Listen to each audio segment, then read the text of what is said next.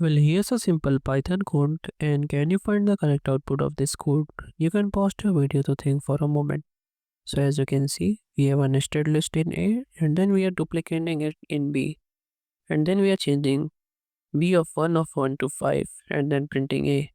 So the correct output of this code is 1, 2, 3, and 5 in a nested list. Well, if you didn't understand this code, let me explain. So this is the code, and here we need to understand this part and this part. So what happens is that when you write list of A, it actually creates a deep copy. Let's assume this is somewhere in the memory and it have an ID called ID. And what happens is that when we use list of A, B will be also referencing to the same ID, or you can say B is referencing to all of the elements in this. So when you make changes in B, it will also get reflected back in A, which is 1 of 1 to 5. That means 1 of 1 is this. So here it will be 5. And this was the output.